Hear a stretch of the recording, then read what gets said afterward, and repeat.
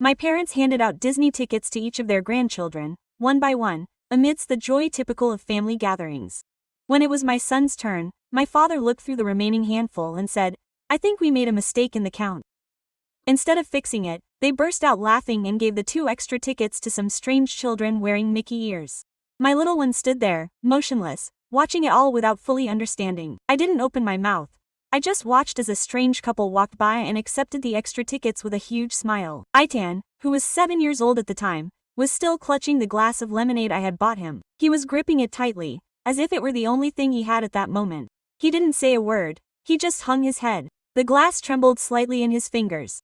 No one seemed to notice his silence. I did see him open his mouth for a second, wanting to speak, but something closed up in my throat. Everyone kept laughing and clapping as if nothing had happened. A little while later, my mother hugged me and told me not to worry, that they would get another ticket later, but her voice sounded like empty consolation, not a promise. I spent the rest of the afternoon pretending to be normal. I handed out napkins, looked after the other children, smiled in the photos. Although every time I saw him sitting there in silence, watching the others wave their tickets, I felt something inside me break. On the way home, he asked me if he could go on the trip using someone else's ticket. I explained that it didn't work that way. He replied that it didn't matter, that it wasn't that fun either, but his voice sounded fragile, as if he were trying to protect me instead of himself. That night, as I tucked him in, I realized that this wasn't the first time my parents had made him feel less than he should. It had always been the same, only this time they didn't even bother to hide it. And I, as always, kept quiet. I stayed up late staring at the ceiling. I remembered my father's smile as he handed the tickets to those strange children as if it were no big deal. I remembered how my mother avoided my eyes. Then I wondered if it had really been a miscalculation or if they simply hadn't wanted to tell my son. The next day, my sister uploaded the photo of the family announcement to Facebook. All the cousins posing happily with their tickets. Itan wasn't there, they didn't even mention us. I read my aunt's comments. What a blessed family. What beautiful memories they're going to make. And I felt angry, sad, and ashamed all at the same time. My husband Ryan asked me not to dwell on it, that surely my parents hadn't noticed, but I knew they had, and I also knew that it wasn't the first time they had made him feel invisible. Itan never mentioned the trip again, but he kept that glass of lemonade on his desk like a sad trophy of something they didn't quite understand. Sometimes I would catch him looking at it for a few seconds before he went to sleep. After that, I began to notice more details, small omissions, fleeting glances, charged silences. I began to suspect that there was something bigger behind the exclusion than a simple miscalculation. For the first time, I decided to investigate. In the following days, I tried to convince myself that I was exaggerating, that perhaps it had been an oversight without malicious intent. But every time I saw him so quiet and withdrawn, that explanation fell apart. On Sunday, we went to my parents' house for dinner. I wanted to see their reactions. They acted as if nothing had happened. My mother greeted me with her usual smile, offering me coffee. My father watched the game and laughed with my brother-in-law. Not a word about the tickets or Ida.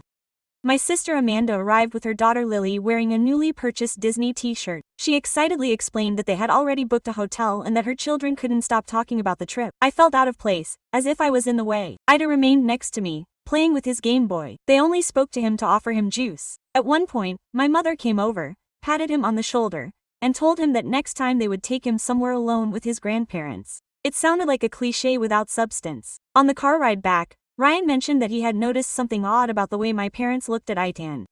A distance, an awkwardness, as if they didn't know what to do with him. It wasn't the first time he'd said that. That night, I went down to the garage and went through old boxes. I had always felt that my mother had an odd relationship with Itan, cold since he was born, very different from the one she had with Amanda's children.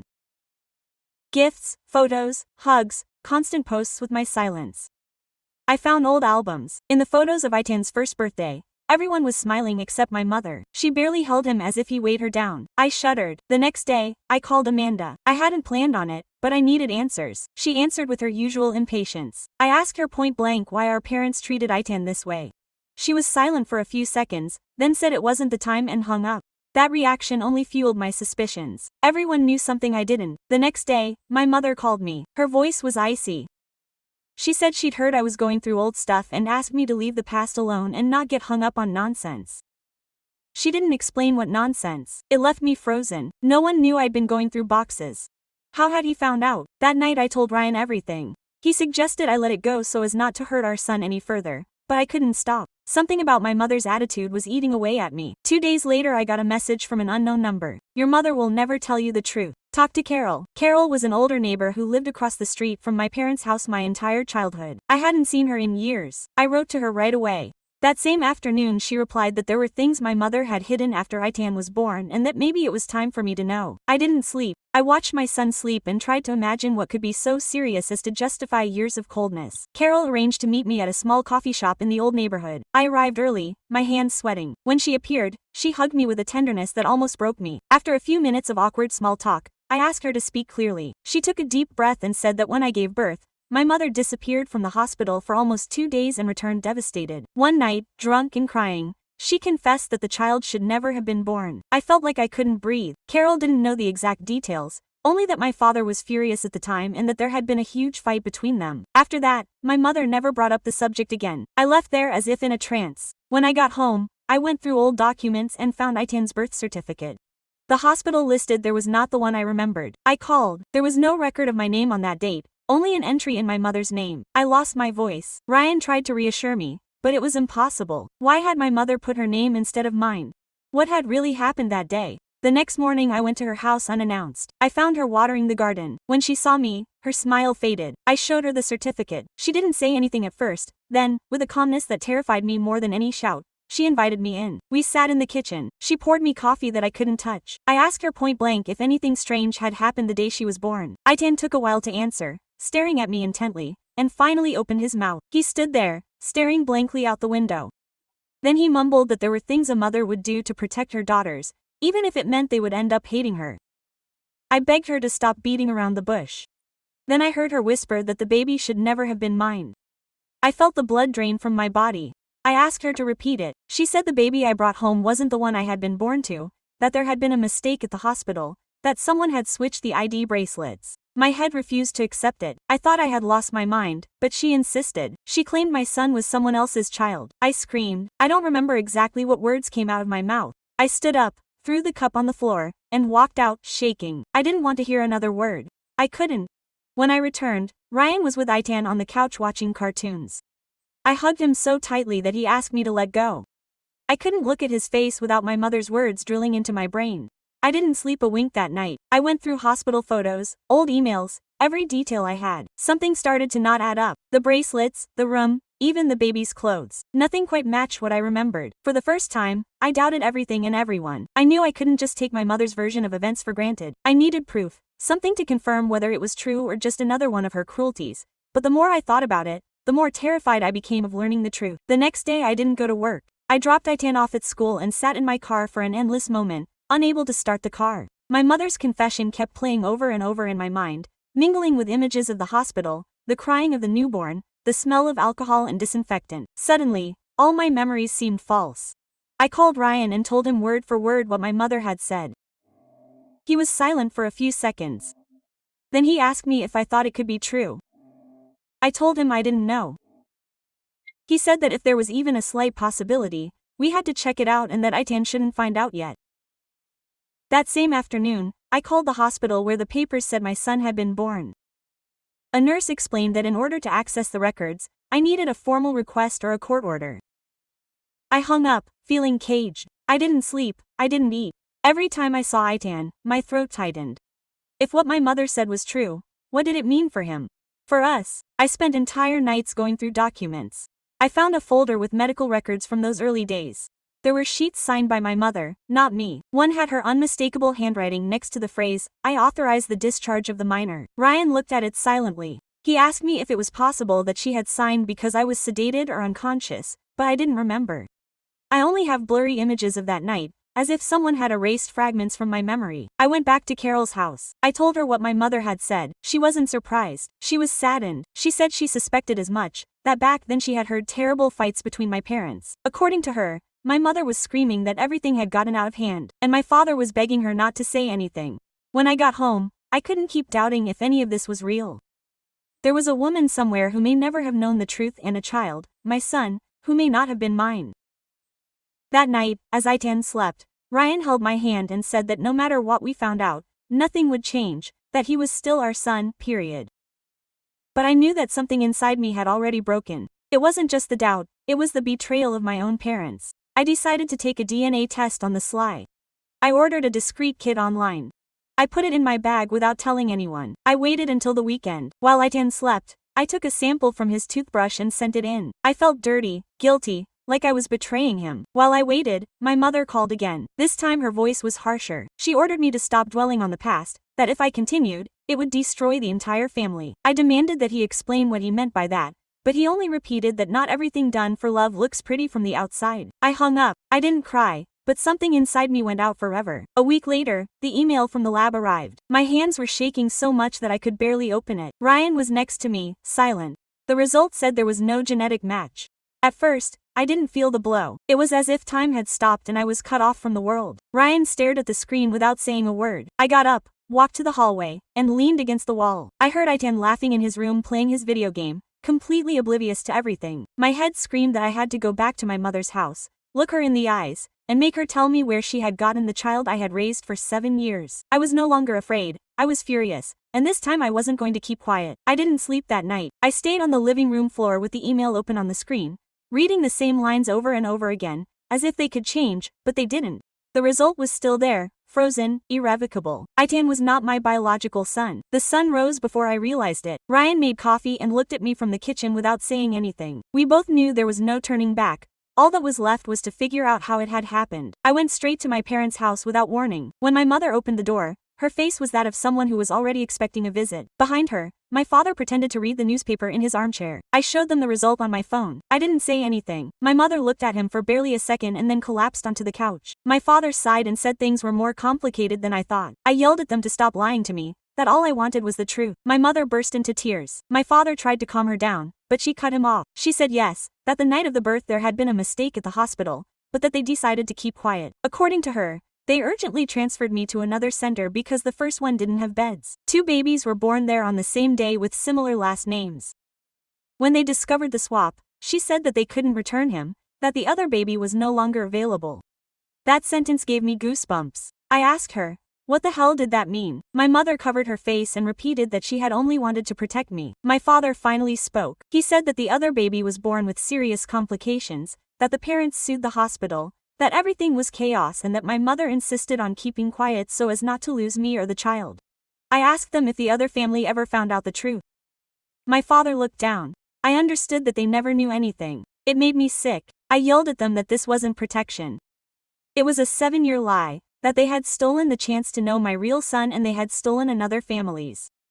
I ran away. I couldn't stand being there anymore. In the car, I called the hospital, gave them all the information, explained the possible exchange, and asked them to check the old files. They promised to try, but warned that after all this time it might be impossible to trace him. That night, Ryan held me in silence. I couldn't stop thinking about the other child, the other mother, how she must have felt losing her baby and how I had unknowingly raised hers all these years. I looked at Itan sleeping. He was peaceful, completely untouched by the storm that had broken out. I remembered the first time Mom had told me, how he would reach for my hand when he was scared, how he would laugh until his eyes watered. None of that could be a lie. He was still my son, no matter what the paper said, but at the same time, I needed to know where mine was. I decided that I was going to find that family, not out of revenge, but because I couldn't keep living halfway. I searched the hospital files and found an old note that mentioned a lawsuit for neonatal error from a family named Grayson. The case was closed. That same night, I wrote to the lawyer listed in the documents. I didn't know what to say, but I had to try. Hours later, I got an automated reply with a contact number. The name sounded familiar, Laura Grayson. A shiver ran down my spine. I looked up her public profile. I saw a photo of a blonde woman my age holding a 7-year-old boy. And the boy had my eyes. I stared at the image for minutes without moving. The little boy was smiling, showing a crooked tooth, identical to the one I had as a child. Same eye color, same grin. When he laughed, I felt my heart clench until it hurt. I showed Ryan the photo. He didn't say anything at first. Then he whispered that he looked exactly like me, and he did. There was no mistaking it. I spent the entire night looking through Laura Grayson's profile. His life seemed perfect. Birthdays, bike rides, family trips, all with this little boy I couldn't take my eyes off. According to a post I found, they were living in Boulder, Colorado, just 4 hours away from where we lived.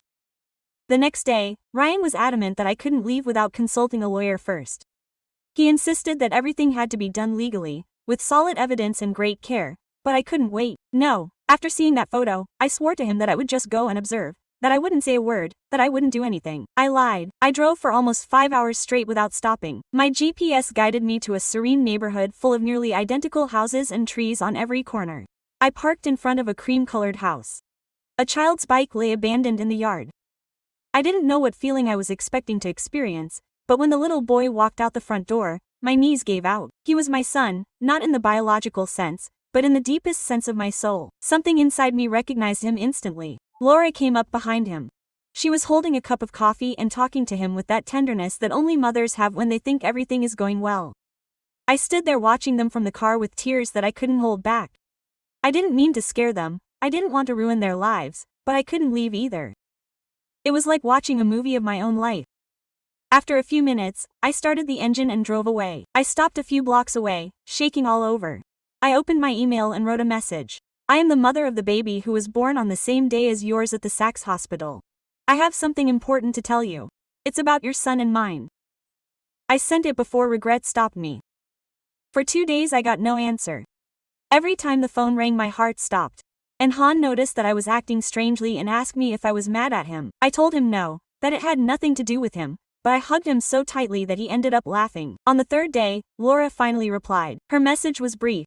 Please don't contact me again. I know perfectly well who you are. Leave us alone. I was paralyzed. How could she possibly know my identity? That night, Ryan saw how devastated I was that he forced me to confess to him about the trip. He was furious. He said that if that woman knew something, surely my parents had also spoken to her. He begged me not to write to him again until I had consulted a lawyer, but I couldn't stand still. I sent him another message begging him to talk to me, even if only once. I promised him that I wasn't looking for legal trouble, only the truth. She didn't respond. Days later, when I went to pick up Ihan from school, I saw a car stopped in front of our house, a gray sedan inside, a woman wearing dark glasses. At first I didn't recognize her, but when she got out of the vehicle I knew it was Laura. We looked at each other for a few seconds in silence. Her face didn't show anger, it showed fear. She asked to speak privately without Ihan hearing us. We entered the living room. She confessed to me that she had known about the mistake for 2 years, that the hospital had called her for an internal audit, but they swore to her confidentiality. She had decided not to look for me because her son, my blood son, would now consider me a stranger. She said that all she wanted was for the children not to suffer. I replied that I would understand everything except the silence, that I had the right to know my real son. Laura looked at me with tears in her eyes. She told me that Owen had a mark on his leg that no doctor had been able to explain, that when he had a high fever he would sometimes mumble my name. I didn't know what to say. When she left, something inside me broke forever. I could no longer pretend that everything was normal, not with Ryan, not with my parents, not with myself. I had 2 children and at the same time none. And now someone else knew that the secret was about to explode. That night the house was not silent, not even with all the lights off. I could hear the kitchen clock, the wind in the street, Ihan breathing in his room. Everything reminded me that the world was still spinning while my life was falling apart. Ryan didn't speak to me for hours. It wasn't anger, it was panic. Panic about what would come next. We both knew that if the truth came out, nothing would ever be the same, not for us, not for Ihan, not for Owen. The next day, Laura wrote to me again. This time the message was long. I've thought a lot about our conversation. I don't want to keep hiding anything, but I don't want to lose my son either. If you're willing to talk calmly, I can tell you what the hospital told me. We met that same afternoon in a secluded park, far from the houses and the children. He arrived on time with an exhausted face, as if he hadn't slept a wink in days. He explained to me that the hospital had conducted an audit because a nurse, years later, confessed that there had been an administrative error with 2 newborns. She didn't give many details, but she mentioned that one of the families had never been informed. The nurse resigned shortly after and disappeared. Laura was called to be warned that there might have been irregularities in her son's birth, but the case was already legally closed. She demanded a DNA test, and the result confirmed what we both feared. Owen was not her biological son. She told me that she had tried to reach me many times, but her husband refused. She was afraid of losing everything, that the child would no longer see them as his parents. I listened, not daring to look her in the eyes. It all seemed so unreal and so cruelly true at the same time. I asked her why she had decided to contact me. Now she replied that after reading my messages she felt she could no longer remain silent. We remained silent for several minutes, both of our hands shaking. She told me that Owen was fine, that he was a loving and intelligent child, but that lately he had been suffering from nightmares about a woman calling him by his name in a hospital. I almost broke down. I asked her if I could see him, not to claim him, just to know that he was okay. Laura said she would think about it, but that she needed time and that I should please not try to approach him directly. I agreed. I didn't want to scare the little boy. Back home, Ryan asked me if I was sure what I was doing. He said he didn't want Ihan to grow up, thinking that he would be replaced by another child. I promised him I would never let that happen, even though deep down I knew I had already hurt him unintentionally. That night, my mother called me. I hadn't seen her since our last argument. Her voice sounded fragile, different. She said she had heard that I was bringing up the past and that it would only destroy us all. I demanded that she tell me the whole truth. For the first time, she didn't cry or make excuses. She just said, "Your real son was in my arms. I saw him, but he wasn't yours. I couldn't let you lose him too." I didn't understand what he meant. I asked him to explain, but he hung up. I called several more times. He didn't answer. The next morning I went to his house. No one answered. My father's car was gone. At the door was an envelope with my name inside, a handwritten letter. It just said, "It wasn't a mistake. It was a choice. The hospital wanted to switch babies, but I didn't allow it. Yours was very sick. I wasn't going to let them take him away from you. Forgive me, Mom." The letter fell from my hands. I was sick. What did that mean? My son had either died or was still alive somewhere. In that instant, I realized that what I had always thought was a mistake might not have been accidental, but something my mother had chosen to do on purpose. And if it was true, there was a part of this story that no one else knew about, the part where it all began.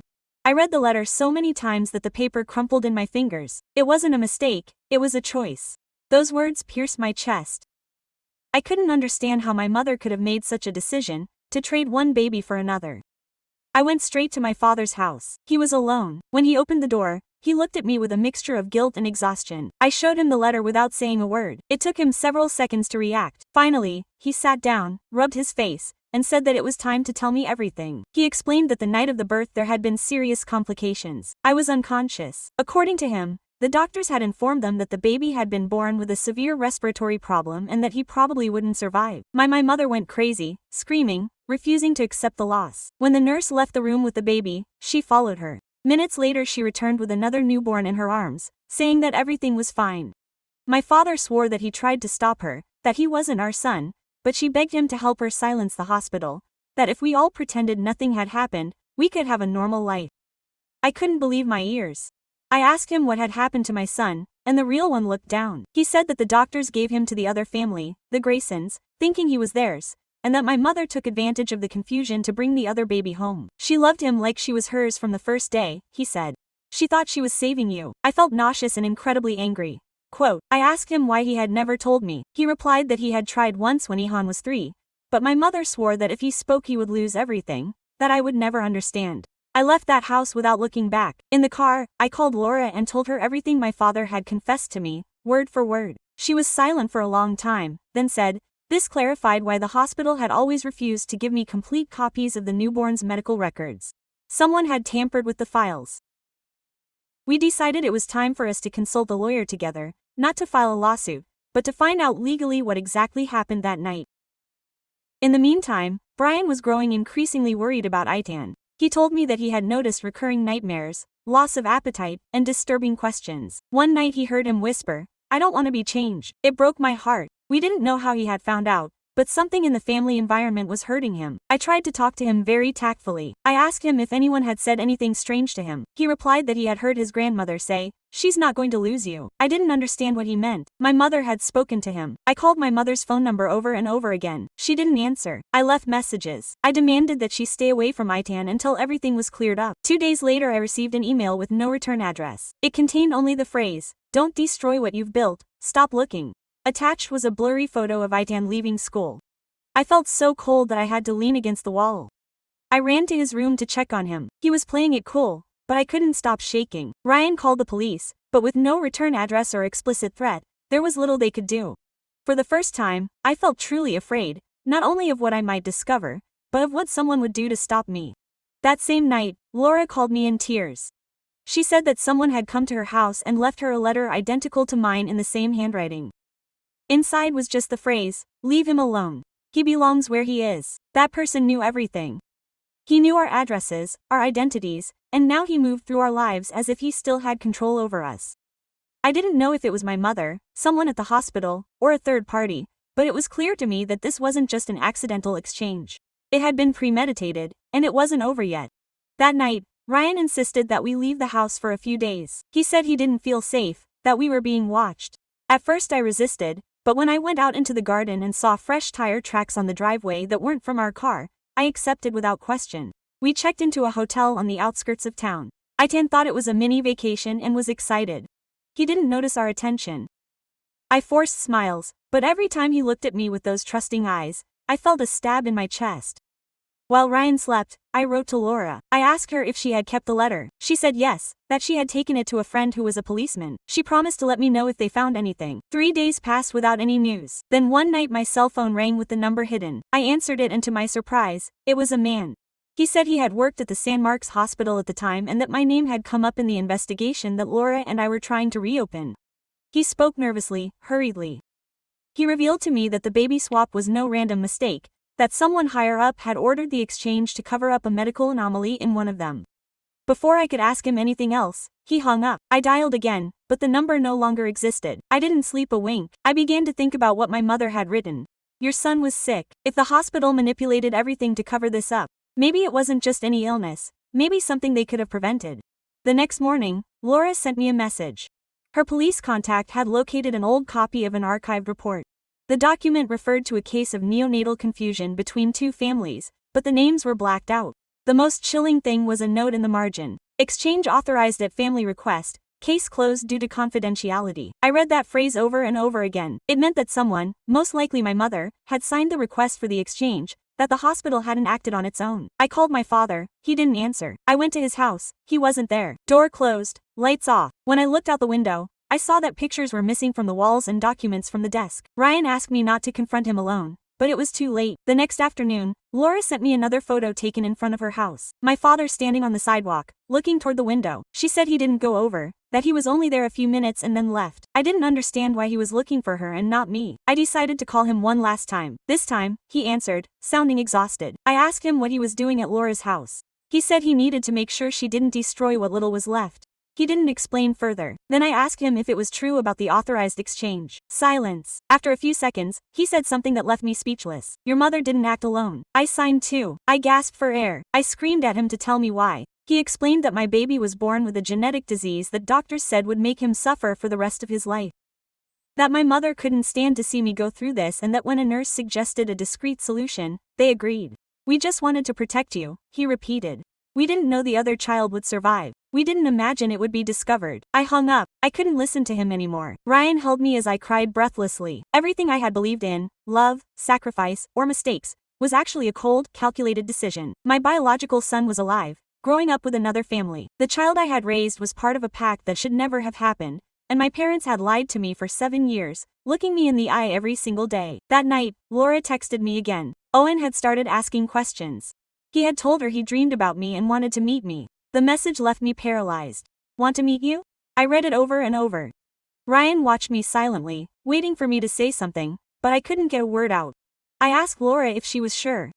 She confirmed that she had been asking about me for weeks, that even before she contacted me, she had told him about a woman who sang to him while he lay in a white bed. I did sing in the hospital. I vaguely remember it between the pain and the sedation, my voice breaking as I tried not to fall asleep. I felt my chest tighten. Laura suggested that if I wanted, we could meet in a neutral place, without telling the kids the whole truth yet.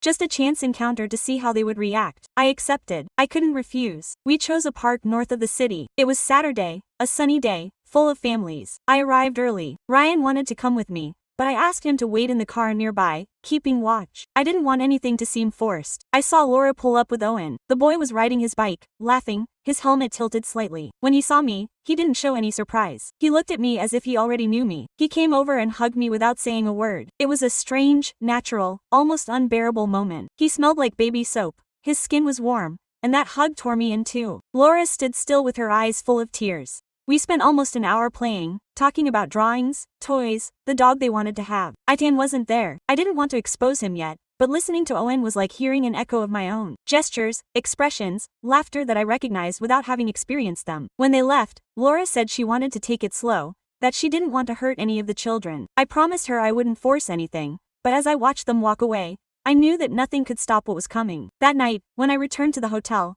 I found my mailbox full of messages from my father. I didn't open them. All I wanted to think about was Owen, his voice, his smile. However, the next day I got a call from the clinic where Ethan was born. A woman asked me to come in person. An old document had surfaced that required my signature for a pending investigation. I went alone. I didn't tell Ryan. I was hoping for more answers. When I arrived, the receptionist handed me a sealed envelope with my name on it. There was nothing to sign inside. Just a yellowed copy of the birth certificate. In the handwritten margin, someone had left a note. The truth isn't in the babies, it's in what was lost before. I didn't understand the meaning. Once in the car, I opened the envelope all the way and saw something that made my blood run cold. The weight of the baby listed as mine was different from what I remembered. The time of birth too. Everything had been altered. That same night, Laura called me in tears. Someone had broken into her garage and taken only the box of case documents. Nothing else. I didn't know what to do. I asked her to take shelter with Owen in a safe place. Then I called Ryan and told him everything. He said it was crossing the line. This wasn't just an old mistake that someone was trying to bury again. I suddenly remembered a phrase my father had accidentally let slip. We didn't know the other child would survive. It wasn't an expression, it was literal. There was a third baby, one that no one had heard from.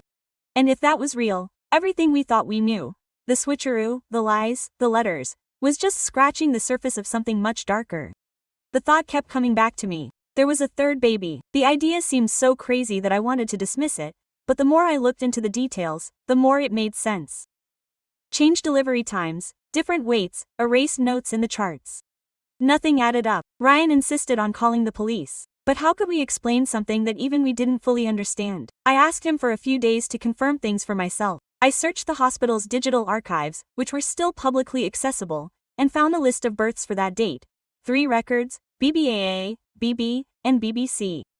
One bore my last name, another the Graysons, and the third was listed as an anonymous confidential number, with no mother listed, just an internal code. I decided to track down the man who had called me from a hidden number, the one who claimed to have worked there. I traced the phone number and came across Robert Hall, a retired nurse who lived in a town upstate. Ryan said I was crazy to go alone, so we drove together. It took us almost 3 hours. The house was simple, wooden, nestled among the pines. Robert opened the door as if he had been expecting us. I told him who I was. He nodded with a sadness that cut through me. He confessed that he had called me because remorse kept him awake.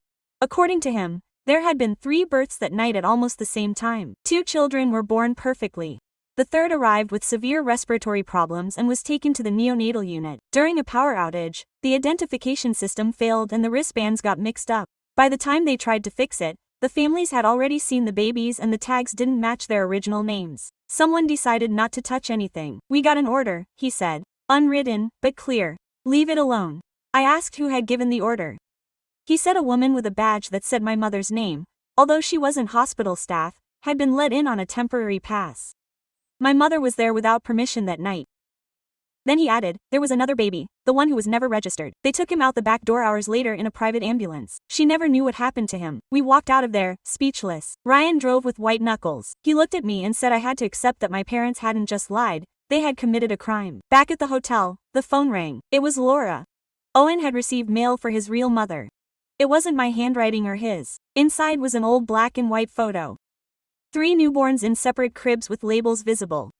One had my last name on it, another the Graysons. The third was torn. Laura was shaking. I asked her to send it to me before I turned it over to the police. When I received it, I saw something else in the corner, a stamp with the initials CR, the same as Carol, the neighbor who warned me in the beginning. I dialed her disconnected number. I went to her house. The mailbox was overflowing, the blinds down. A neighbor said he hadn't seen her in weeks. I walked back to the car, shaking. I showed Ryan the photo. We both understood. Carol wasn't just a nosy neighbor. She was in deep. I barely spoke that night. My mind was in a whirlwind. My mother, the hospital, Carol, the 3 babies. Nothing was coincidental. Everything led to the same thing. Someone had decided which life each child would have. The next morning, Laura called again, on the verge of tears. Someone had left a box on her porch, an envelope with my name on it and a note for her. She needs to see what started it. I drove to Boulder at top speed. On the kitchen table sat the open box, old medical records, photographs, and a notebook with the Cedar Research Foundation logo. I opened it. First page, list of numbered babies. 3 names circled in red, Ethan Moore, Owen Grayson, and a third blank. The following pages contain genetic comparisons, neurological evaluations, and a handwritten note. Subject 3 transferred out of the program. Condition stable. Location withheld. Ryan paled and muttered that this sounded like human trafficking. The dates matched exactly the night of the births. My mother and Carol had been part of this project. Maybe they thought they were helping, maybe they were just covering up. But someone had altered records, swapped babies, and made one disappear. That same night, back at the hotel, I got a call from a hidden number. I answered it, my heart in my throat. A calm female voice said, "Stop looking, not everyone survived, and some of us prefer to forget." I asked who it was. "Carol didn't die, but she's not the person you remember." And he hung up. I told Ryan. He offered to take Itan out of the country for a few days to be safe. I accepted, even though it broke my heart. As I was packing my bag, I found a folded sheet of paper in his jacket pocket. Recent printout of Project CR17B09 written below in blue pen. If you find subject 3, don't claim him. He's not your son. The paper was freshly printed. I hadn't taken it out. I asked Ryan where he had gotten it. He said he didn't know what he was talking about, but his voice wavered. I looked him in the eye and for the first time I doubted him. I didn't confront him at that moment. I pretended to be normal as I finished packing. Ryan had always been the epitome of calm, but tonight his movements were too deliberate, as if he knew exactly what was going to happen. When Itan fell asleep, I approached him and asked him again about the document. He didn't answer right away. He just said it was better to leave things as they were. A shiver ran down my spine. I persisted. "I found it in your jacket." He shook his head, but he didn't even seem surprised. "Why are you scared that I'm going to keep investigating?" I asked. "It's not fear," he replied. "There's something you don't understand, something you can't control." His tone chilled me. I took a step back. He added quietly, "Your mother wasn't the only one who signed those papers." For a second I didn't understand. Then it hit me. "You knew," I cried. He looked down. He admitted that he hadn't known from the beginning, but that he had discovered it months ago when he started going through my medical records to figure out why my parents had disappeared just a week after I was born. After I was born, he found the papers for the CR17B9 project and passed them on to an acquaintance of his, a reporter. "Why didn't you tell me?" I asked, my voice breaking. "Because I thought it was a failed experiment, that's all. I didn't want it to destroy you." I was speechless. I didn't know whether to loathe him or hold him close. For the first time in weeks, I felt completely alone. We barely slept that night. The next day, Laura called again. She said she'd spoken to a retired nurse who had served under Carol. The woman told her that the third baby had been released from the hospital with legal permission, listed as part of a genetic research program. According to her, he was given to a private family connected to the same foundation. The administrative manager was listed on the paperwork. Ryan Moore. My stomach sank. I asked him to repeat his last name. He said it was identical to mine and my husband's. I hung up, not knowing what to mumble. Ryan watched me from across the room as if he already knew every word Laura had spoken. I showed him my phone. He didn't try to deny it. He explained that before he met me, he'd worked at a consulting firm that managed funds for medical projects. That SIDAR research was one of his first clients. He swore he never imagined the project was still alive, or that the fake names on the records matched real people. But when he discovered the relationship between my mother and Carol, he understood that I was part of the experiment. "That's not why you married me, was it?" I asked, my legs weak. "No," he answered too quickly. "I swear, when I met you, I had already left everything behind." I didn't know whether to believe him. I spent the rest of the day in silence with Itan. I watched him play, laugh, ask me for help putting together a puzzle. But every time I looked at him, my chest ached. I didn't know if the man who had raised him with me had been planning all this before.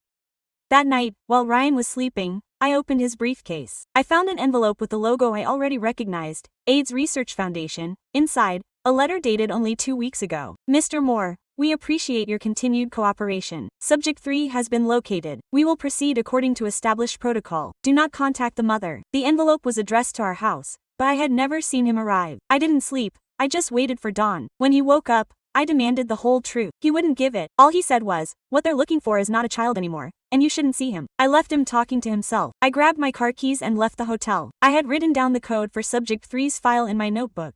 I didn't know where it would lead me, but I knew one thing for sure. I wasn't just looking for my son anymore. I was looking for the truth that everyone had woven around us, and this time no one would stop me. I drove aimlessly for hours with my notebook open on the passenger seat. The number 317B09 was the only clear thing amidst all the chaos. Every mile I got further from the hotel allowed me to breathe for the first time in days. The code led me to a building that still existed, Cider Medical Institute, on the outskirts of Denver. The facade was modern, but city records listed it as a partial reconstruction of the foundation's old center. I parked a block away and looked around. It didn't look abandoned. Lights on, guards, government vehicles. It was a private hospital, or pretended to be. I knew I couldn't go in alone. I called Laura and told her everything in a rush, without no frills. He didn't hesitate. He would leave as soon as he dropped Owen off with a friend. As I waited, I got a text from a hidden number. Don't use the elevator. Ground floor, east door. I froze. Who could have known I was there? I looked around. No one. I wanted to leave, but something stronger was pushing me. If subject 3 existed, if that baby was still alive, someone had him. And if that someone was watching me, the story wasn't over. I walked to the marked door. It was half open inside, a hallway smelling of disinfectant and cold light. There was no one in sight. I walked forward, my heart pounding. At the end, I heard footsteps. A woman in a white coat appeared. She looked at me without surprise. I knew you'd come, she said. Her face was familiar, but I couldn't place her. She motioned for me to follow her. We walked down a narrow hallway to a small room with a desk and filing cabinets. In one of them was a folder with my name on it. She opened it and showed me a sheet of paper. Subject 3. Condition stable. Observation terminated. The date was only 6 months old. I asked where he was, where they were keeping him. He's not here anymore, she replied. They moved him when the program closed. Her voice was calm, almost sweet. Who are you? I insisted. I work with your mother, she said. She didn't know everything. None of you did. She explained that the project was designed to study hereditary genetic patterns that predispose to neurological diseases, that the baby swap was an attempt to save the subjects by controlling for familial variables, that the Graysons and I were selected based on compatibility. I didn't know whether to laugh or scream. I told her it was monstrous. She didn't argue, just handed me another sheet of paper, a recent photograph taken in the lab. In it, a young boy, no longer a child. He was looking at the camera, 12 years old, maybe 13. My voice barely escaped. He is subject 3. Yes, he confirmed. And he has your blood on him. I felt the ground sink in. Where is he? In the custody of the foundation. You can't get close. No one can. I tried to snatch the photo from her, but an alarm went off. Red lights flashed. The woman pushed me toward the exit. Go. If they see you here, you don't come out. I ran without looking back. When I got to the car, Laura was already there. She saw me shaking with the photo in my hand. She took it and looked at it in silence. Who is this? My son, I said, but not the one we thought. We returned to the road without speaking. All I could think about was the eyes of the boy in the photo, a mixture of sadness and clarity impossible at his age. That night, Ryan called. He said he knew I had been in high school, that he could no longer protect me. Before I could reply, he added, don't follow me. Looking for him. He's not sick, he's trained. Quote, the line went dead. I stood there holding the photo, the boy's face staring at me as if he knew I had found him too late. I didn't speak to anyone for 2 days. I stayed in the hotel room with the curtains drawn, staring at the image over and over again. He had my jaw, the shape of my eyes, even the same mole on my neck. And that look wasn't that of a lost child, but of someone who knew too much. Laura begged me to leave, to think about Itan, but I couldn't. I felt like if I stopped for even one more day, everything would vanish again. The third son, the one everyone tried to erase, the one Ryan said was trained. Trained for what? At dawn I decided to go alone. Ryan called several times. I didn't answer. I took only the photo, the file number, and the envelope stolen from the school. Laura wanted to come with me. I asked her to stay with Owen and Ethan. If anything went wrong, at least they would be safe. The envelope had a handwritten address with no sender, a facility in the mountains an hour outside of Denver. Driving there was like walking toward a place that had always been waiting for me. The place had no sign or visible gate, just a metal fence and a guard. I showed him the paper, he hesitated, then let me through. The path wound up through pine trees to a gray, silent building. Inside, it smelled of cleanliness and steel. A nurse greeted me. She said, I was expecting you. She simply led me down a long hallway to a room with large windows. There, behind the glass, was he, taller than in the photo, thin, with dark hair. He stared intently at something invisible. I froze. Does he know who I am? I asked. No, not in words, he replied. But he feels it. The boy turned his head. Our eyes met. A second was all it took. He looked at me as if he already knew my name. I stepped closer to the glass and placed my palm against it. He did the same. The nurse warned me that I couldn't stay long, that his routine shouldn't be altered. I asked him what kind of routine this was. Assessments cognitive, adaptation, he replied curtly. I realized that Ryan had told the truth. He was being molded, studied. I don't know how long I stood there. When I got out, the cold air burned my lungs. In the parking lot, Ryan was waiting for me. I wasn't surprised. We didn't argue. He just said, you can't take him out of here. Not legally. If you try, they'll destroy you. Why are you so sure? Because I signed it, he confessed. I gave it to that foundation before I knew who you were. I didn't have the strength to scream. I pushed past him and got in the car. Back at the hotel, I found Tan asleep and Laura reading quietly next to him. I sat down next to him. Her calm breathing was the only thing that still tied me to the real world. I decided that this would be the last time I would try to understand what my parents and Ryan had done. I wouldn't chase any more files or names. I wouldn't expose Itan to any of this. But that night, before I turned out the light, I heard a knock at the door. When I opened it, there was no one, just an envelope on the floor with no return address. Inside was a handwritten note. The program has concluded. Subject 3 is asking for you. There was no signature, but in the corner was the same stamp as on the baby photo. The initials CR for Carol. For the first time in weeks, I didn't feel an eerie calm instead of fear. I put the note away, turned off the light, and lay down next to my son. Outside, all was silent, but I knew nothing had ended.